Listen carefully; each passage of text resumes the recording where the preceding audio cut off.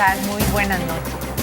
El Salvador poco ha avanzado en la integración real de las personas LGTBI. Las luchas de los colectivos y activistas parten de que el Estado reconozca la identidad, superando la etiqueta del sexo asignado al nacer. Piden respeto a la diversidad y precisamente de esos derechos básicos hablaremos esta noche con Carla Guevara, directora ejecutiva del colectivo Alejandría, y Ámbar Alfaro, representante de la asociación Arcoíris. Para iniciar, saludo a Francesca Falconi Checa. Buenas noches. Buenas noches, Ana. Buenas noches, amigos y amigas televidentes. Recuerden que estamos en vivo a través del Facebook de Sin Su Permiso. Este programa se realiza en todo el marco del respeto para las minorías. Vamos a ahondar el tema de una manera seria, profunda, y también tenemos conocimiento que se ha presentado hasta una ley por parte del Ejecutivo al respecto. Así que, Ana, vuelvo contigo. Más que una ley, una política, que aquí tenemos la Así política es. del Ministerio de Justicia, Seguridad Pública para la atención y la población LGTBI. Carla, Ámbar, buenas noches, qué gusto que nos estén acompañando. Y para entrar en materia, porque el tiempo en televisión se da rapidísimo, Carla, contanos por favor de esta política que estábamos mencionando, que la presentaron la semana pasada, ¿verdad? Bueno, buenas noches, gracias por la invitación. Realmente se presentó esta semana, la política se hizo el lanzamiento oficial, pero realmente es una política que se viene trabajando meses atrás. Es una política para la atención de personas LGBTI por parte del Ministerio de Justicia y Seguridad. Este ministerio que lo conforman pues varias entidades, ¿verdad? Aquí está la Policía Nacional Civil, está centros penales, están otras instituciones, ¿verdad? De las cuales se le va a aplicar esta política. Pero esta política, ¿cómo es que nace y a qué se están comprometiendo las instituciones con esta política? Principalmente en el respeto de las personas, de los derechos de las personas LGBTI. Por años, los cuerpos uniformados, en este caso la Policía Nacional Civil, de alguna manera ha cometido violaciones a los derechos humanos de las personas LGBTI, inclusive también dentro de los centros penales. Entonces, esta política lo que pretende es el respeto al derecho de las personas LGBTI.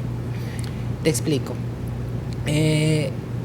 Cuando, en el caso de una mujer trans, por ejemplo, muchas veces cuando es víctima, por ejemplo, de algún tipo de delito, esta persona muchas veces no es atendida adecuadamente o muchas veces no era atendida con todo el respeto de los derechos humanos que eso significaba. En el caso de la policía. En el caso de la policía, por ejemplo, en el caso también de los centros penales. Por ponerte un ejemplo, una mujer trans que es acusada de algún delito, por ejemplo, no es, por ejemplo, en el centro penal La Esperanza, por ejemplo, esta mujer trans le cortan el cabello, por ejemplo, no respetan su identidad o su expresión de género y muchas veces no se resguarda su derecho a la integridad física y a su integridad personal. Entonces muchas veces se cometen muchos tipos de violaciones por parte de ellos.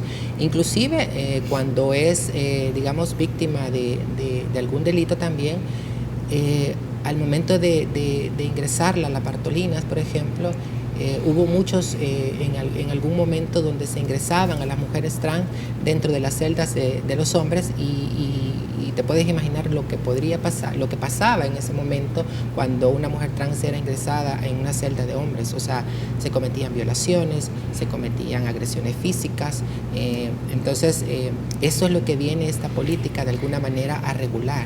Pero estamos hablando entonces de un tema más de sensibilización, porque según la ley, ustedes siguen siendo hombres según la ley, porque ustedes nacieron como hombres, que han tomado la decisión de ser mujeres, pero la ley legalmente siguen siendo hombres.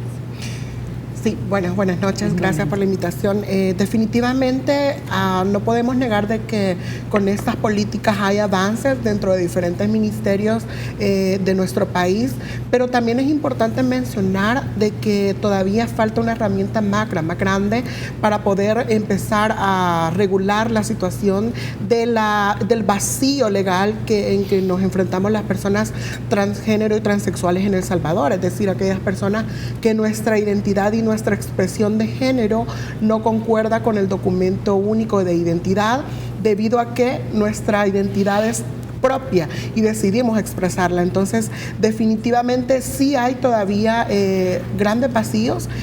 Somos una población, hombres y mujeres trans, que vivimos en nuestro país como indocumentados e indocumentadas, porque tenemos documentos de identificación que no respaldan lo que nosotras somos, cómo nosotras nos autoidentificamos y cómo nos presentamos a la vida todos los días, de manera no pasajera, sino de manera estable. Ámbar, entonces, ¿consideran ustedes que la sociedad salvadoreña está preparada, digamos, tanto como para aceptar la aplicación de esta ley como para aceptar la igualdad de derechos? La sociedad salvadoreña está preparada. Carla y yo somos dos mujeres trans dentro de este país y que estamos en una situación al igual que muchas personas, hombres y mujeres trans en nuestro país. Nuestras familias, nuestros vecinos, nuestros compañeros de clase, nuestros compañeros de trabajo y compañeras de trabajo nos identifican como Ámbar y como Carla. Nuestros vecinos nos identifican como Ámbar y como Carla, es decir, no hay una segunda versión de nosotras. Entonces la sociedad sí está preparada, porque nosotras venimos de las comunidades, venimos de interactuar con las personas como cualquier otra persona y nos identifican y nos reconocen con nuestra identidad y expresión de género. El problema es no tener la documentación adecuada a esta expresión y a esta identidad. Justo ahora que tocas el tema de la ley de identidad y lo que tú decías, Carla, bueno, si detienen a una persona trans, las llevan a Mariona, les cortan el pelo, es que a criterio de la justicia siguen siendo hombres. ¿Por qué? Porque en el DUI ustedes siguen apareciendo según el sexo con el que nacieron.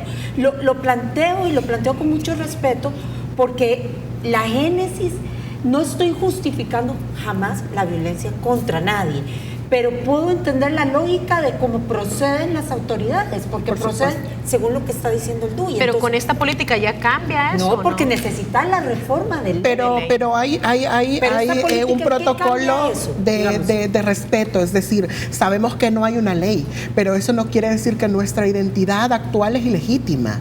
Entonces, aunque no existe una ley de identidad de género, nuestra identidad de género o nuestra condición de ser primero salvadoreños y salvadoreñas y de nuestra condición de ser seres humanos no es ilegítima. Entonces, lo que da es como herramientas a estas instituciones para que, aunque haya un vacío legal, pueda siempre respetar de manera sobre la base del respeto. No, nada pero más. Para la base, y Dios no lo quiera, vuelve a haber una detención. ¿Cómo se supone, según esta política, que tendría que proceder la policía?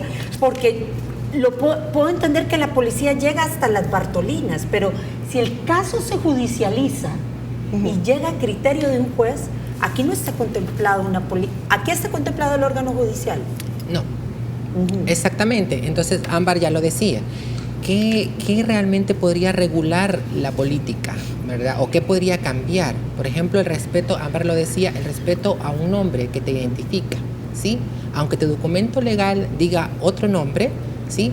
Pero si tú te autodenominas como Ámbar o te autodenominas como Carla, ese es el respeto. Sos Ámbar y sos Carla. Claro. Ese es el respeto, ¿verdad? O sea, si yo soy víctima de violencia o soy víctima de algún delito, la policía, por medio de esa política y todos los que están contemplados, las instituciones que están contempladas dentro de ese Ministerio de Justicia, tienen el deber de respetar la identidad de género, aunque no concuerde con su documento único de identidad, a las personas trans, por ejemplo, ¿sí?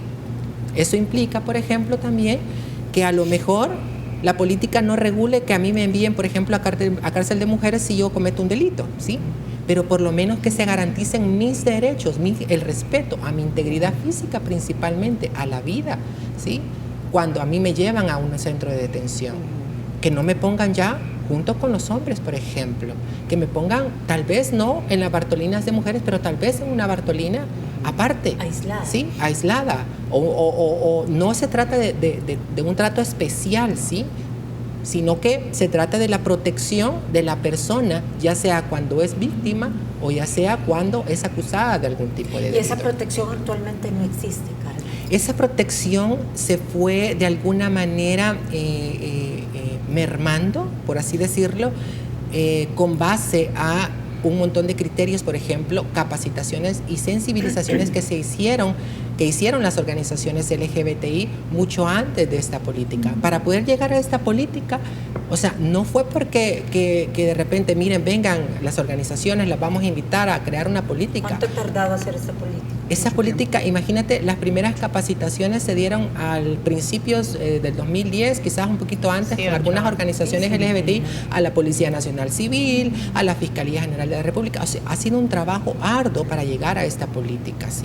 No es que como te digo, que venga el ministerio, dijo, venga más, sentémonos. No, ha sido un diálogo extenso para poder llegar a esta política. Y se hablaba un poco de los avances que se están tratando de generar en el país, pero realmente, ¿cómo está El Salvador con respecto a los demás países de la región? Si nuestra legislación está bastante atrás, somos pioneros en algo. Sí, realmente en Latinoamérica hemos tenido muchos avances, obviamente gracias al trabajo de la sociedad civil organizada, de estas personas trans, de los movimientos LGBT que han impulsado estas leyes de identidad de género.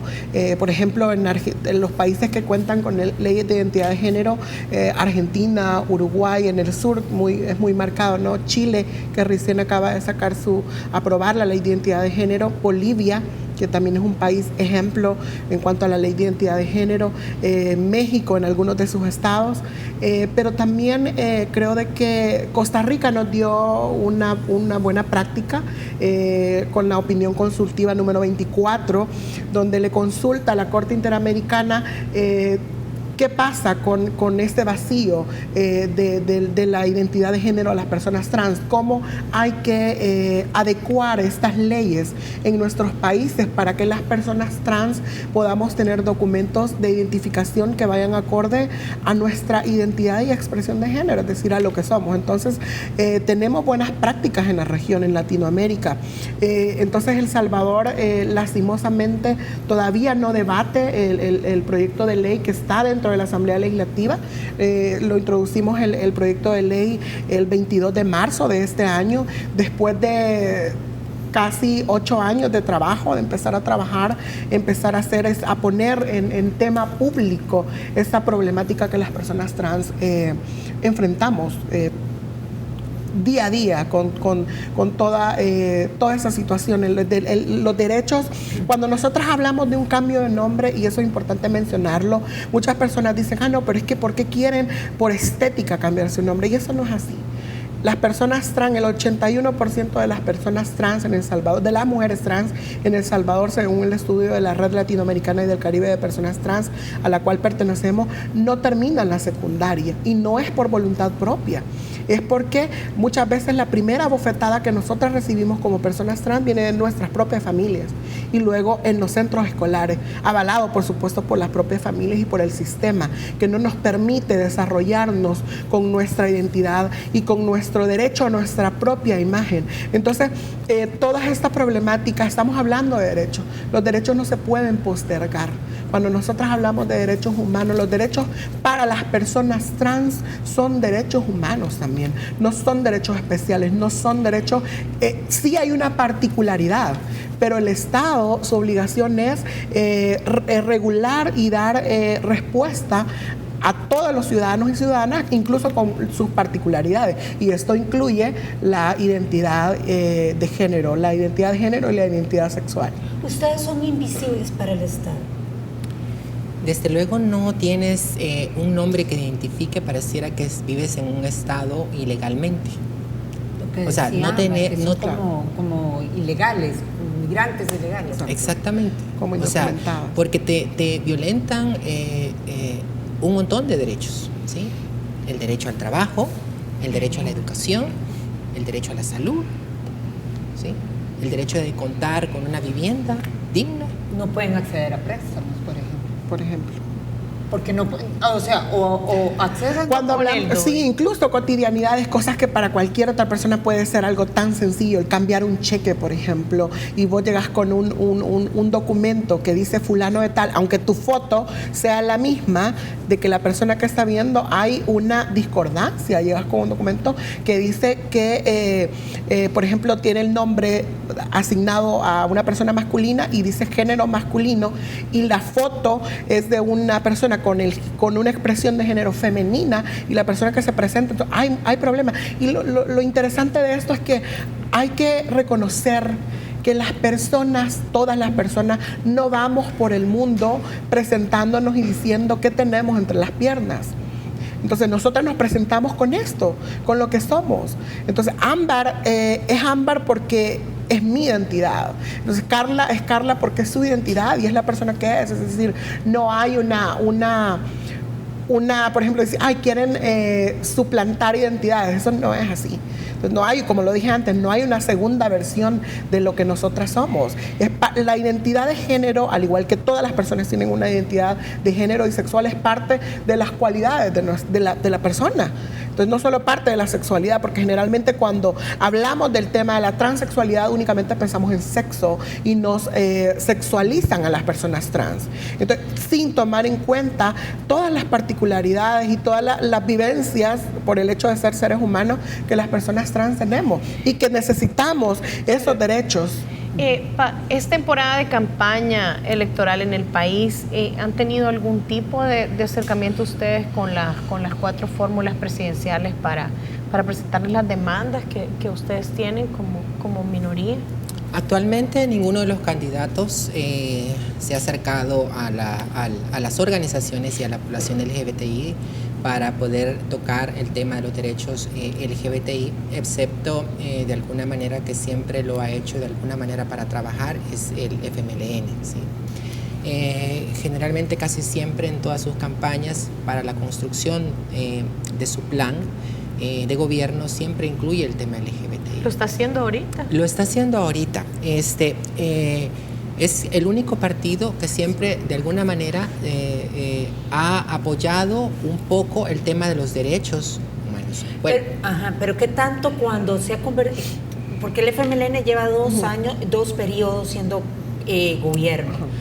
¿Qué tanto ese apoyo en campaña se traduce en cosas específicas? Pero estamos hablando que esto les tomó 7 años. Exactamente. 7 años, no, 8 años, perdón. Entonces, ¿hasta dónde ese apoyo es como solamente propagandístico? A ver, para poder hablar un poquito de eso, puedo hablarte un poquito de historia. Antes del 2009, o sea, estoy hablando del 2008 para allá, ¿verdad? Las organizaciones ni siquiera teníamos el derecho de obtener una personería jurídica.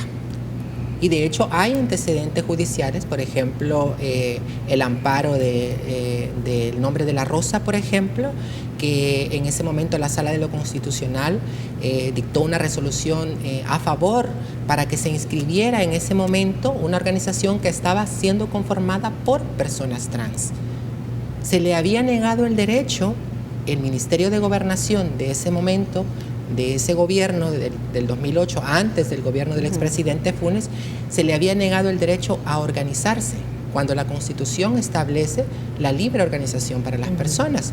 ¿Sí? Entonces se había negado el derecho. Luego del 2009, cuando después de esta resolución de la Sala de lo Constitucional, cuando entra el primer gobierno del FMLN, se empiezan a dar las personerías jurídicas de las organizaciones.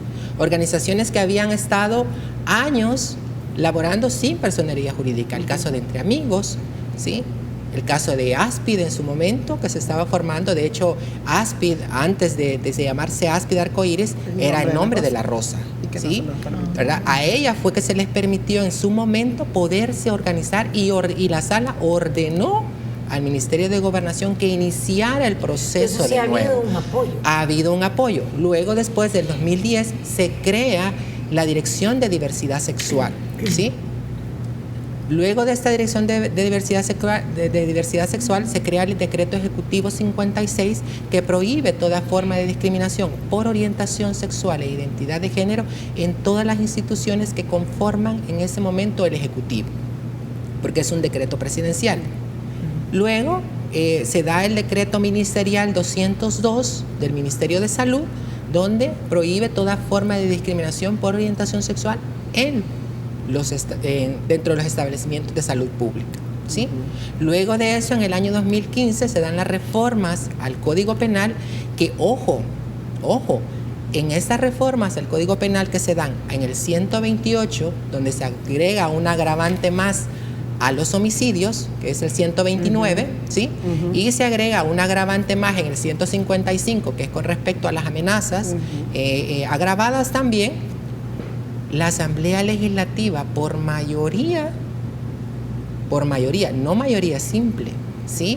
Sino que a favor todos los partidos políticos, en este caso estaba Arena, Gana, el FMLN y los demás partidos, el PCN, todos votan a favor de estas reformas. Y todos, la mayoría de diputados que fueron entrevistados, saben de que era una deuda histórica, de alguna manera, con la población LGBTI.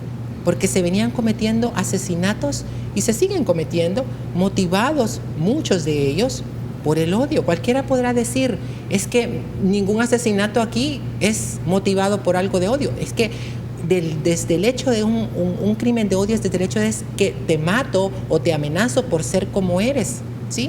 Por ser una persona trans, por ser un hombre gay, por ser una mujer lesbiana, por ser un hombre bisexual, por eso te voy a matar. No te estoy matando por otra razón, ¿sí? Luego de eso, presentamos el anteproyecto de la Ley de Identidad de Género, que, como digo, lamentablemente, ya lo dijo Ámbar, ahorita se ha ido a archivo, entró dentro de una comisión, pero lamentablemente ni siquiera nos llamaron a las organizaciones para poder discutir ese anteproyecto. Está la Ley de Identidad de Género. En temas de lapsos o de tiempos de la Asamblea, pues todavía están en el marco de los límites que se toman los diputados para aprobar, pero ¿qué ha pasado con la ley? La mandan a archivo y según la Constitución, en archivo tiene que pasar 6 meses, antes de que la vuelvan a conocer cualquier iniciativa vinculada a este tema. ¿Por qué? Yo creo de que, bueno, nosotras hemos tenido reuniones bilaterales con algunos representantes de los partidos y definitivamente nos deja un mal sabor a todas las organizaciones trans que nos hemos aglutinado en un espacio, la Mesa Permanente por una Ley de Identidad de Género en El Salvador, y definitivamente una de las cosas que tenemos que lamentar es la falta de voluntad política. La falta de voluntad política para tratar estos temas y para decir que no es el momento político. Entonces, pero nosotras decimos sí es el momento político, porque hay una realidad que no se puede negar. Entonces, lastimosamente, el proyecto de ley lo mandan a archivo y nosotras algo de lo que tratamos de trabajar es de que este tema, específicamente en cuanto al tema de la Ley de Identidad de Género, no tiene que partidizarse.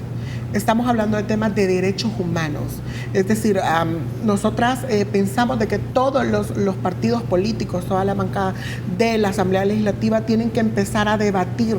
Yo creo que El Salvador, la Asamblea Legislativa, tiene la oportunidad, nosotras con el trabajo que hicimos, que hemos venido haciendo todos estos años históricamente, le hemos dado la oportunidad a la Asamblea Legislativa, a los diputados y diputadas, para que empiecen a debatir sobre el tema de la identidad de género. Es decir, nosotras trabajamos, este proyecto de ley de identidad de género viene desde nuestra realidad, es decir, no es algo que se lo inventó cualquier persona, tiene todos los insumos de las vivencias que nosotras tenemos y tiene una buena justificación, por supuesto, porque estamos hablando de falta de acceso al derecho al trabajo, por ejemplo, que es algo básico. Entonces, cuando nosotras decimos esta falta de voluntad política que se presenta, es lamentable para nosotras, porque quiere decir de que para mí, yo lo digo, las minorías no deberían de existir. Es decir, todos y todas en El Salvador somos ciudadanos y ciudadanas de primera categoría. Y sobre la base de eso nosotras demandamos. Lo que nosotras demandamos como población trans no es nada de lo que cualquier otro ciudadano o ciudadana quiere, que es vivir en dignidad. Y por ejemplo, como representantes de Asociación Arcoíris y del colectivo Alejandría, ustedes tienen toda la personería jurídica para recibir ayuda internacional. ¿Ustedes reciben fondos internacionales para apoyar estas causas y cómo lo canalizan? ¿Hacen grupos de consulta, capacitaciones? ¿Qué es lo que hacen o si es que reciben fondos? Nosotras somos organizaciones de base comunitaria. Esto es muy importante. Es decir, nosotras somos organizaciones que obviamente la realidad también nos atraviesa porque somos personas trans. Entonces, es decir, nosotros no venimos a hablar de algo que no nos atravesó nunca en la vida. Nosotros venimos de hablar de realidades que nos atraviesan y, por supuesto, de conocer las realidades de las demás compañeras. Y me atrevería a decirte que la situación en San Salvador no es la misma, por ejemplo, que las compañeras en el interior del país. Entonces, esa más acoso en el ICP. Definitivamente yo soy una mujer originaria de Zacatecoluca. Yo vivo en San Salvador hace 5 años. Entonces yo te puedo decir que la transfobia en algunas otras ciudades es mucho más latente que en la capital, por ejemplo.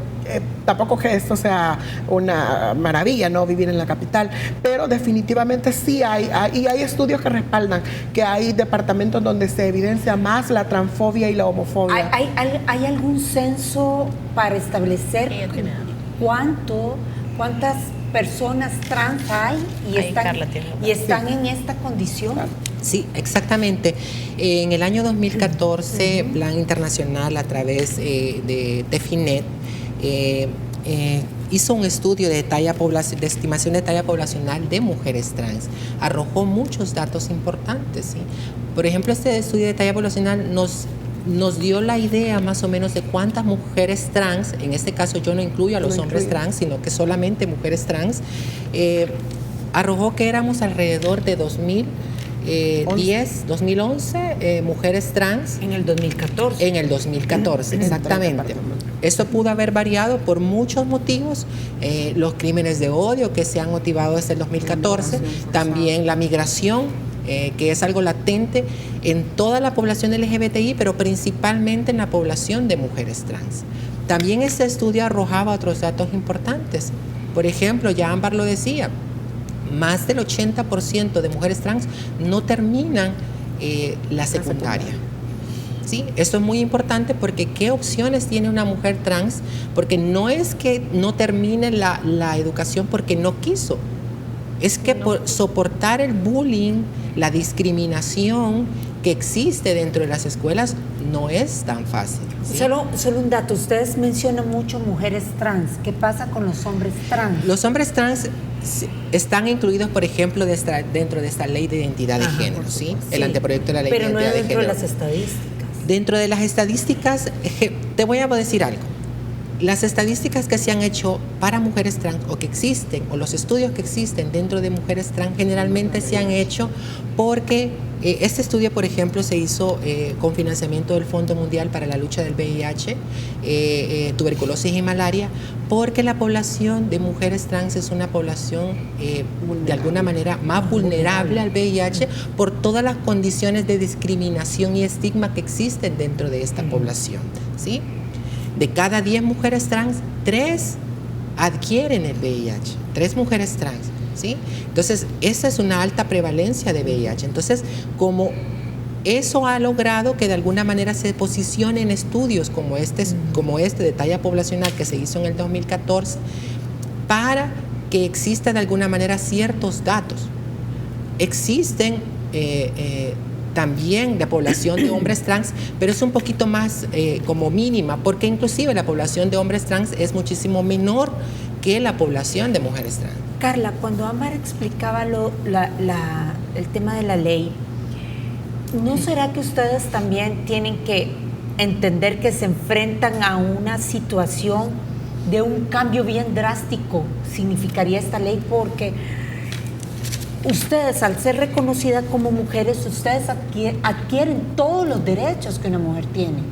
Entonces se adquiere también el derecho a casarse, a poder adoptar.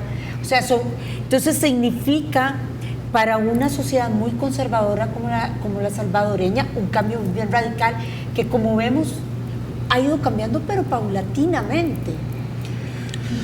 A ver, te voy a dar un dato muy importante sobre la ley de identidad de género que se ha dado en el mundo. ¿Sí?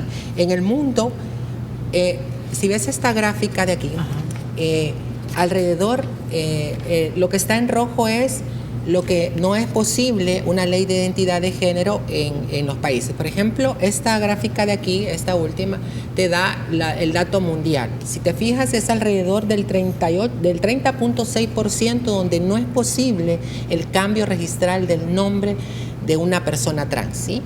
Sí, el verde es donde es posible, que es el 35.1%, y donde es posible, pero con ciertas limitaciones que te dan, que por ejemplo tienes que ir donde un psicólogo para que el psicólogo te diga que sí sufres. Eso, si de alguna manera hoy en el 2018 la Organización Mundial de la Salud sacó dentro de su manual de enfermedades mentales internacional, sacó a la transexualidad como un trastorno de la identidad. La Organización Mundial de la Salud ya no considera la transexualidad como una enfermedad. ¿Eso qué implicaría? Que ya no se pueden pedir para que una persona trans pueda cambiar su identidad, su nombre, dentro de los registros públicos. Ya no se les permiten exámenes, por ejemplo, de un psicólogo. Ya no se les permite, por ejemplo, que tenga que pasar por un proceso de de terapia de reemplazo hormonal. Carla, puntualmente mi pregunta es que si esta ley ustedes adquirirían todos los derechos de una mujer. Realmente el proyecto de ley no contempla el tema de regular el matrimonio entre personas del mismo sexo, o en el caso de las personas trans que accedan al cambio de nombre. Sí, pero la ley no regula esa situación. Únicamente la ley lo que regula, la propuesta de ley, es el cambio de nombre, sexo y género en los documentos de identificación de las personas transgénero y transexuales en El Salvador. Aquellas personas que tengamos esa condición, ojo, muchas personas dicen que los gays y las lesbianas se quieren cambiar el nombre. No, somos las personas transgénero y transexuales, es decir, aquellas personas que nuestra expresión no concuerda con el sexo que se nos asignó al nacer. Entonces, hay una discordancia, hay un problema y eso no se puede negar. Entonces, lo que la propuesta de ley propone regular es únicamente el cambio de nombre, sexo y género, tanto en la partida de nacimiento y en el documento único de identidad, y por supuesto en todos los demás, en el pasaporte. Ahorita que no ha pasado esa ley, ¿cómo van a ser en las votaciones en el sector que ustedes representan? ¿Quiénes sí pueden votar, quiénes no van a votar? ¿Cómo se hace al final? Fíjate de que eso también es un tema de hace mucho tiempo. Nosotras veníamos identificando la problemática en el caso de las personas trans, que su documento decía una cosa pero su expresión otra, y la foto del DUI también. Nosotras, eso ha sido parte también de los logros y de las buenas prácticas que las organizaciones trans y las organizaciones LGBT hemos tenido en este país. Desde el 2014 nosotras hicimos incidencia con el Tribunal Supremo Electoral para decirles que a las personas transgénero y transexuales muchas veces se nos negaba el voto. Y más allá de eso, también el asistir a los centros de votación, la ridiculización, el bullying que también sufríamos, nosotros lo evidenciamos. Y fue en ese entonces, como por primera vez en la historia de este país, un grupo de personas LGBTI nos acreditamos como observadores nacionales, observadores y observadoras nacionales. Hicimos todo el trabajo de observadores y pudimos evidenciar en ese momento a través de los informes que nosotros rescatamos. Incluso hay una compañera de Áspide Arcoíris que es parte del equipo, Camila Portillo, que hay un video incluso en YouTube donde se ve que la presidenta de la JRB le dice que no puede votar, que ella tiene que irse a lavar la cara, cortar el pelo y vestirse con ropa masculina para que su expresión vaya acorde con el nombre del documento. Entonces, nosotras empezamos a documentar. ¿Y votó al final o no? Al final, gracias a la intervención de los observadores y observadoras internacionales, incluso de la ONU y de otros países, estuvieron ahí haciendo en ese momento la incidencia para decirle que ella sí podía votar. que en un país donde hablamos de democracia, el negar el derecho al voto a cualquier ciudadano o ciudadana es una violación grave a sus derechos. Entonces la compañera, después de 2 intentos, pudo votar, porque ella llegó, le dijeron que no, se fue, luego regresamos, se regresó el equipo, los observadores internacionales, la Procuraduría para la Defensa de los Derechos Humanos en ese momento, y ella pudo votar. A partir de eso, el tribunal, hemos venido teniendo un trabajo ahora, incluso con la Federación Salvadoreña LGBTI, un trabajo continuo para poder que el tribunal lance. De hecho, ya van 2 años seguidos, donde el tribunal, antes del día de las votaciones, lanza un comunicado, donde en ese comunicado incluso dice explícitamente que no se puede negar el voto a una persona por su orientación sexual, pero específicamente por su identidad y expresión de género. ¿Por qué? Porque hay manera de ver que no es un fraude electoral. Tu número de DUI es único. Las facciones en tu rostro no cambian, y si la foto coincide con la persona, es lo mismo. La firma, la huella digital. Entonces, nosotras venimos evidenciando esto y se ha logrado avanzar. Nos quedan escasos 5 minutos y yo quisiera, el 1 de diciembre es el Día Mundial del SIDA, del VIH. Y tú mencionabas, Carla, el tema de a veces lo difícil que son para las personas trans acceder a los servicios de salud. ¿Cómo está eso? ¿Cuál es la realidad? Porque tú mencionabas el sistema educativo, pero ¿cuál es la realidad del sistema de salud? El sistema de salud es el que ha tenido más avances en este país, de alguna manera. Sí, exactamente. Se ha venido trabajando desde los años más o menos 2010 para poder tener unos cambios. De hecho, dentro de los establecimientos de salud público se respeta la identidad de género de las personas trans. Sí, o sea, se les llama de acuerdo a su nombre como son socialmente conocidas. A lo mejor no tenemos un avance como, por ejemplo, tener la terapia de reemplazo hormonal dentro de las instituciones del Estado, que sería de alguna manera una obligación del Estado porque es parte del proceso de una persona trans.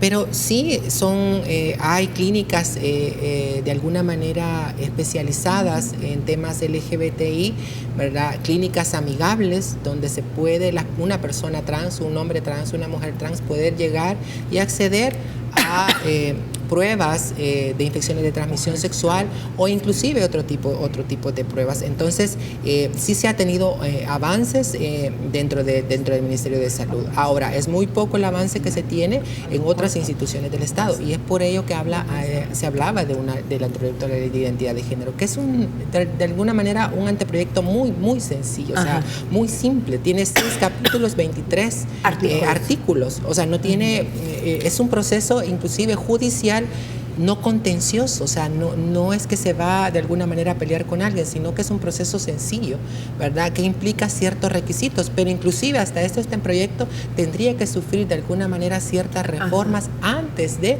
ser aprobado. Entonces, creo que es importante recargar la lucha que se tiene siempre con este anteproyecto, porque aunque esté ahorita 6 meses, pero vamos a esperar y vamos a empezar a ejercer de alguna manera una presión para que este anteproyecto se pueda estudiar. Y como ustedes nos explicaban en el corte y lo que ya tú adelantabas en el anterior bloque, el proyecto solo busca, reconozca mi identidad, no más, no busco nada más, solo mi identidad. Exactamente.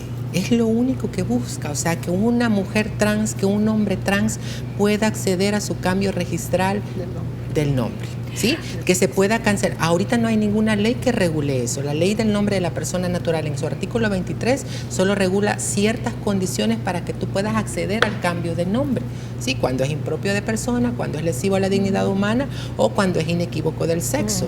Pero solamente esas 3 condiciones, o cuando es un homónimo o quieres digamos tienes un nombre extranjero y quieres de alguna manera castellanizarlo. Entonces, eso es la única manera como se puede acceder al cambio de registrar el nombre, pero las personas trans no están incluidas dentro. Entonces, ¿qué se violenta aquí? El principio de igualdad de la Constitución. Es regulado en su artículo 3. Las personas trans estamos excluidas dentro de ese acceso al cambio de nombre, ¿sí?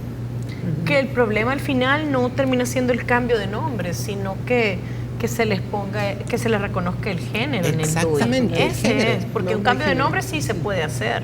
Pero aún así, el artículo 3, el principio de igualdad, regula, a pesar de que no regula el género dentro de su artículo 3, pero muchos organismos internacionales, la ONU, la OEA y muchos juristas han dicho de que eso no es taxativo, no solamente puede ser por sexo, por religión o por nacionalidad, sino que incluye otros tipos de expresiones.